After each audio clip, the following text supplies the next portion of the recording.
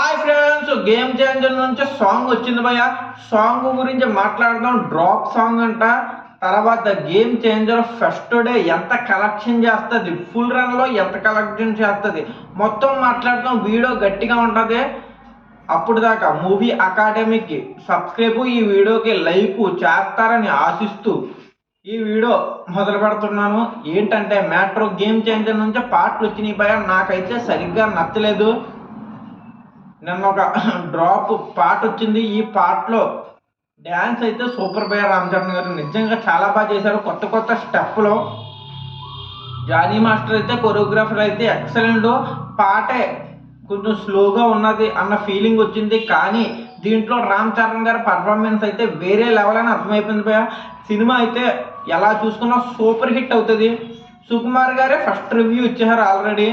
Cinema first half super, second half block buster, interval block mind blowing అని review ఇచ్చారు.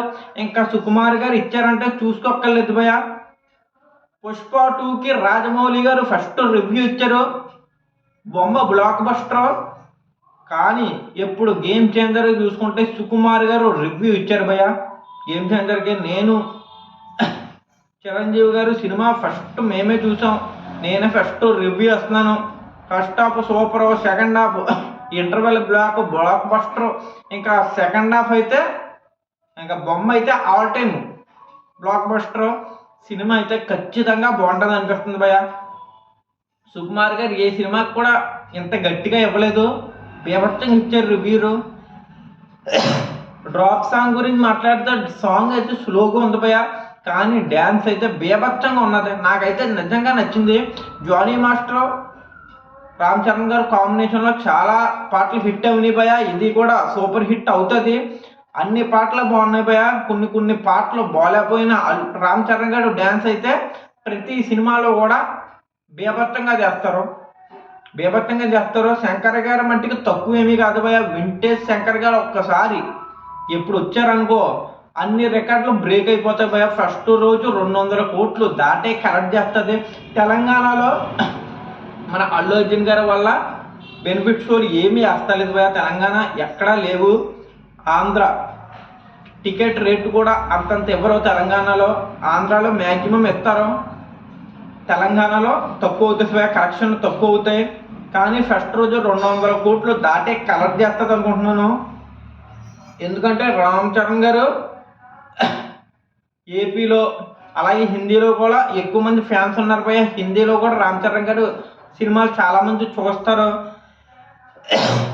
ఇంకో విషయం ఏంటంటే గేమ్ చేంజర్ పార్ట్ 1 వస్తుందా 2 వస్తుందా తెలియదు కానీ భయ్య. తర్వాత రామ్ చరణ్ గారు బుచ్చిబాబు కాంబినేషన్లో ఒక మూవీ ఉంది. ఈ మూవీకి మ్యూజిక్ ఎవరో కాదు, ఏఆర్ రెహమాన్. బీభత్సంగా ఉంటుందంట సినిమా. మామూలు సినిమా కాదంట. బుచ్చిబాబు గారు స్టోరీ చెప్పిన వెంటనే రామ్ చరణ్ గారు ఏ సినిమా ఒప్పుకోడిపోయా. స్టోరీ చెప్పాక కొంతసేపు ఆలోచిస్తారు. కానీ బుచ్చిబాబు గారు చెప్పిన తర్వాత వెంటనే ఈ సినిమా మనం చేస్తున్నాం ఒప్పేసుకున్నారంట. అప్పుడప్పుడే ఒప్పేసుకున్నారంట. అంత బాగా రామ్ చరణ్ గారికి నచ్చింది. ఆలోచించుకుంటే ఏ రేంజ్లో ఉంటుందో సినిమా.